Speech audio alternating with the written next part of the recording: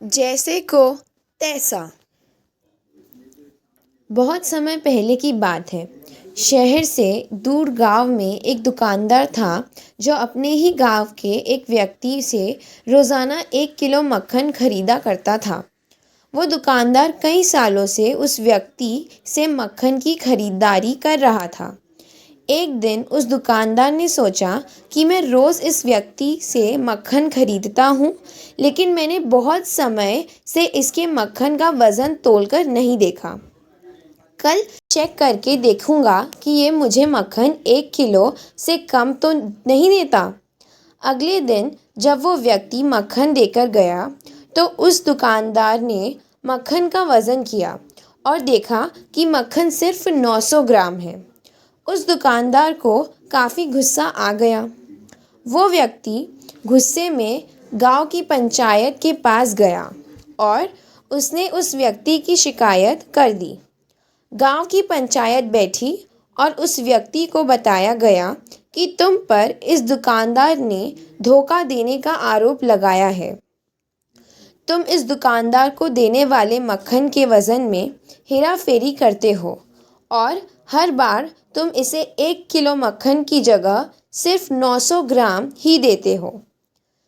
क्या तुम्हें अपनी सफाई में कुछ कहना है? वो व्यक्ति बोला, सरपंच जी, मैं तो एक गरीब आदमी हूँ। मेरे पास वज़न तोलने के लिए सही माप नहीं है। मैं रोज़ इस दुकानदार से अपने लिए 1 किलो गेहूँ खरीदता हूँ और अगले दिन उसी गेहूँ को तराजू के एक तरफ रखकर इस दुकानदार के लिए मक्खन तोलता हूँ। अब आपको जो भी पूछना है इस दुकानदार से पूछिए। पंचायत में बैठे सभी लोगों को पूरी सच्चाई समझ आ गई और उन्होंने उस दुकानदार को गांव से बाहर करवा दिया। हमें ये बात सिखाती है कि जैसे कर्म हम करेंगे उसका रिजल्ट भी हमें वैसा ही मिलेगा। हमारी चालाकी ही हमारा नुकसान कर देती है। हम जो भी दूसरों को देते हैं या दूसरों के साथ जैसा भी व्यवहार करते हैं वो कभी ना कभी लौट कर हमारे पास ही आता है। किसी के लिए अच्छा करोगे तो आपके साथ भी अच्छा ही होगा। उसी तरह किसी का बुरा सोचोगे और बुरा करोगे तो आपके साथ भी बुरा ही होगा।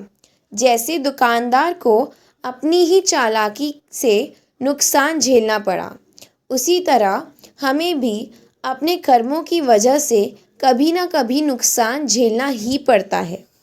दूसरों के साथ बुरा करके हम 1, 2 या 10 बार बच सकते हैं, लेकिन एक ना एक दिन उसका परिणाम हमें भुगतना ही पड़ता है। हम अपने कर्मों के फल से नहीं भाग सकते। बुरे करने वाले के साथ बुरा ही होता है, फिर चाहे वो आज हो या आने वाले 1 साल बाद। उसी तरह दूसरों का अच्छा करने वाले के साथ भी अच्छा ही होता है।